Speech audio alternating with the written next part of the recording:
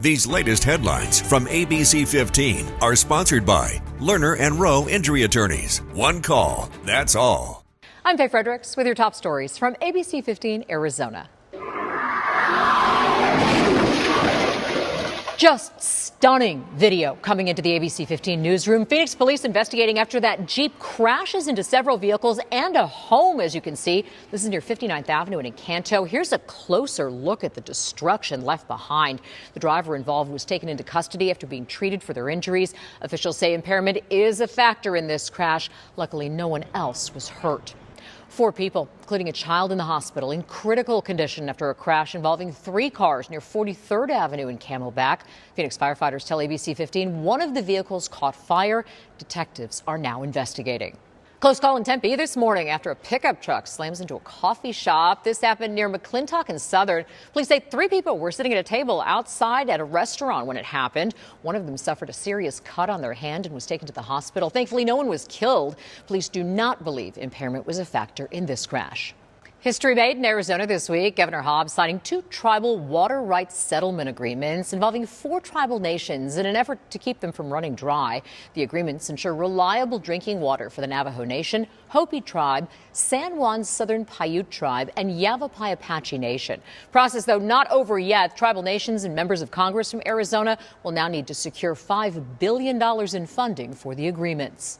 The election over for weeks now, but many of those political signs that seem to crowd every street corner are just now coming down. During every election season, workers across the valley hit the streets to collect the thousands of political signs that violated code or were just left behind.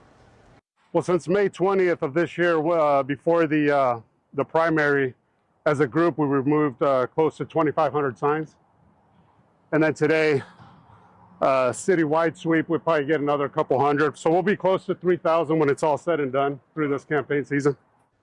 And we asked Scottsdale officials why they don't issue any citations. They said their goal is to achieve voluntary compliance. City clerk instead sends out reminders to candidates of the deadline to remove them, adding it has led to an improvement.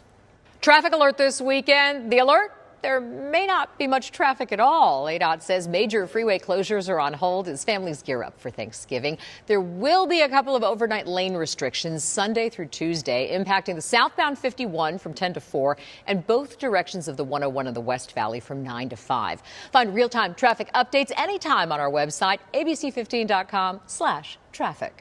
Just a few weeks ago, many Arizonans caught a rare glimpse of the northern lights. Now, a group of scientists at the University of Arizona are learning more about stronger and more extreme solar events by using trees. Using the rings in ancient trees, a team of scientists connected traces of carbon-14 to these extreme events. Strong enough solar event is capable of wreaking havoc on power grids, satellites, and communication around the globe. Fortunately, these events are very rare. We call them Miyake events. So it's a 6 events so far for the last 14,000 years. The lead researcher says her team did not find any patterns that would help better forecast these events, but hopes their findings will further their understanding of them going forward. Highlighting the amazing teachers across our state, a great update on Wishes for Teachers, the program we first told you about back in September. This week, 500 teachers across Arizona surprised with $2,500 classroom grants.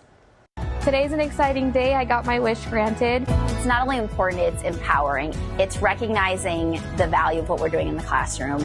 It's part of Palo Verde Fiesta Bowl charities. We're told 4,000 applications were submitted from 84 different cities and towns in our state. The wishes ranged from new seating to books and robotic kits. Tracking your forecast, I'm Chief Meteorologist Amber Sullins. We are headed into an amazing weekend here in the valley. The forecast looks fantastic. Mostly sunny skies, generally light winds, just a little bit warmer than normal for this time of year, but by Sunday we'll drop out of the 80s, a high of 76 that afternoon.